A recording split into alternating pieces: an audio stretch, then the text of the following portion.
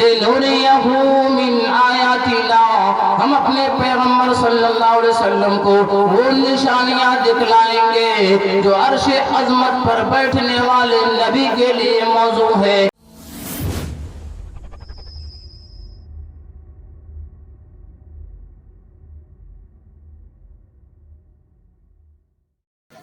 الحمد لله نحمده ونستعينه ونستغفره ونؤمن به ونتوكل عليه ونعوذ بالله من شرور أنفسنا ومن سيئات أعمالنا، من يهده الله فلا مضل له ومن يضلله فلا هادي له، ونشهد أن لا إله إلا الله وحده لا شريك له، ونشهد أن محمدًا عبده ورسوله أرسله بالحق بشيرا ونذيرا وداعيا إلى الله بإذنه وسراجا منيرا، صلى الله تعالى عليه وعلى آله وصحبه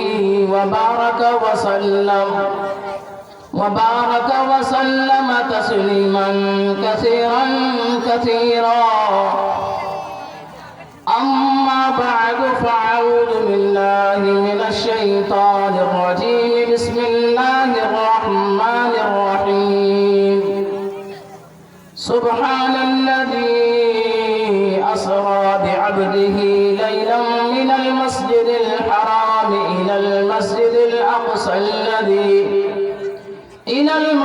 الأقصى الذي باركنا حوله لنريه من آياتنا إنه هو السميع البصير، صدق الله مولانا العظيم وصدق رسوله النبي الكريم، ونحن على ذلك لمن الشاهدين والشاكرين، والحمد لله رب العالمين۔ میرے بھائیوں،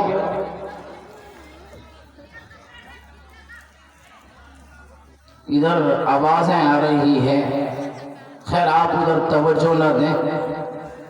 دیکھیے، پنڈال کا خالی ہو جانا اور پنڈال میں آدمی کا نہ جوڑنا مجھے کوئی پرواہ نہیں۔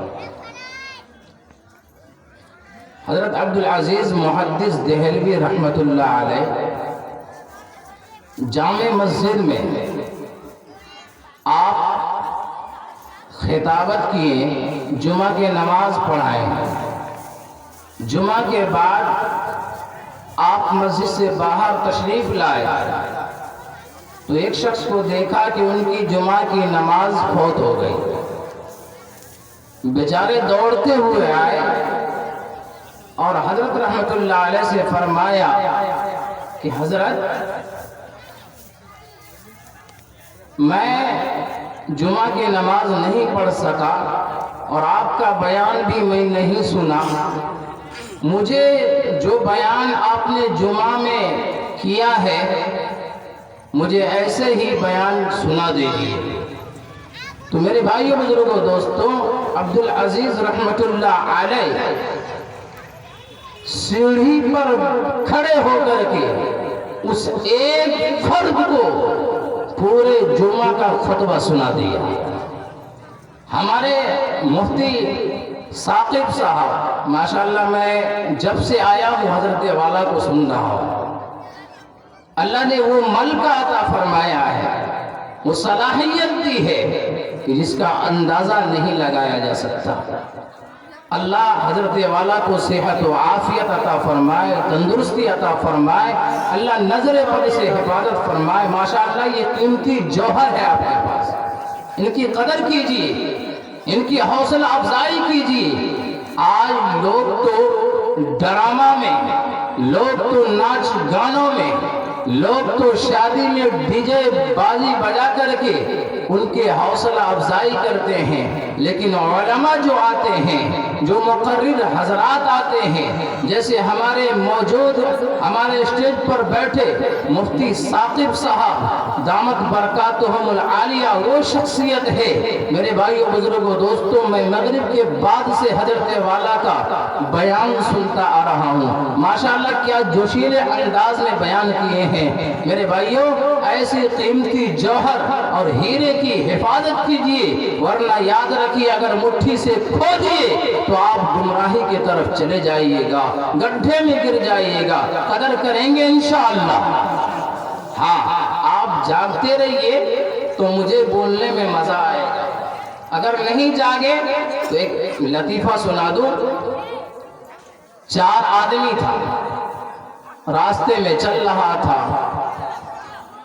जरा आंख खोल करके सुनिए। 4 आदमी रास्ते में चल रहा है, उनको एक तोशा मिला, एक टिफिन में खाना मिला।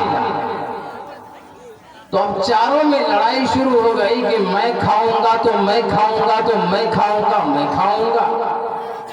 कहा भाई ऐसे नहीं चलेगा, देखो मैं खाऊंगा नहीं चलेगा।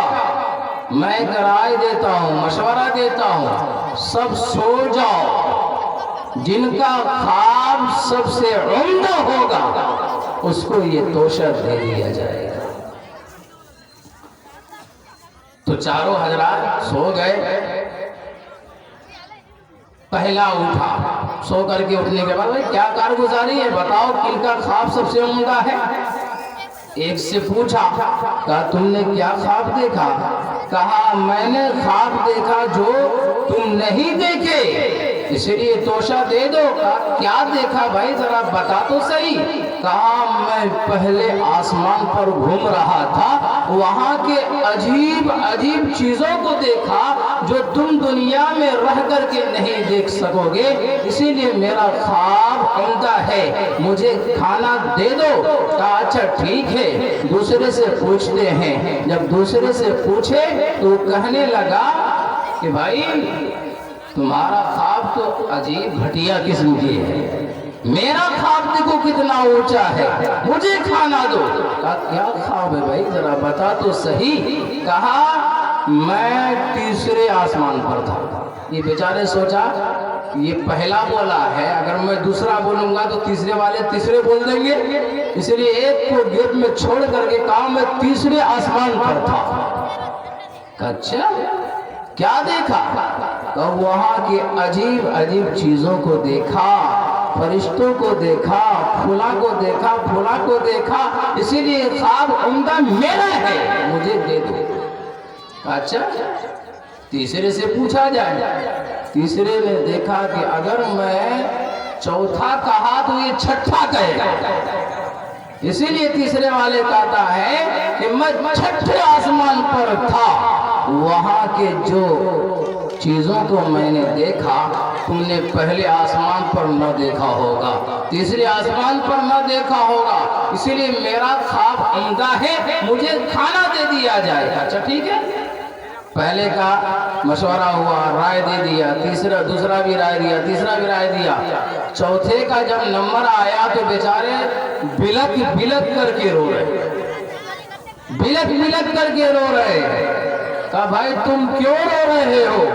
कहा भाई मैं क्या बताऊं, एक जिन्नात आया और मेरे गर्दन पर तलवार को रख दिया और तलवार को रख करके कहा ऐ बंदे जल्दी से खाना खा ले वरना मैं तुझको कत्ल कर दूंगा।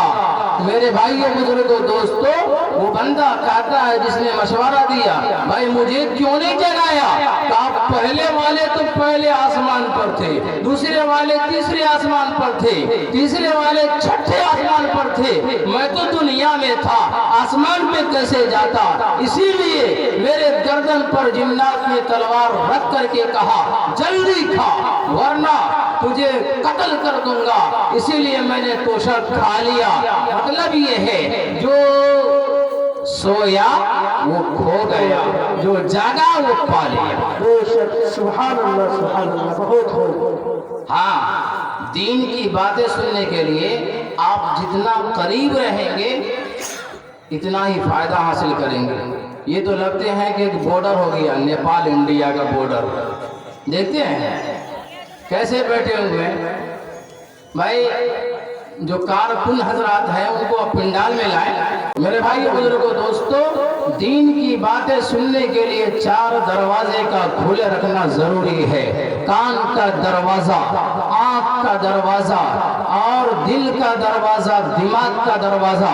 اگر ان 4 دروازے میں سے ایک بھی دروازہ بند ہو گیا، دین کی باتیں سمجھ میں نہیں آئے گی۔ چاروں دروازے کو کھلے رکھیں گے انشاءاللہ، انشاءاللہ۔ ہاتھ اٹھا کے کہیے انشاءاللہ۔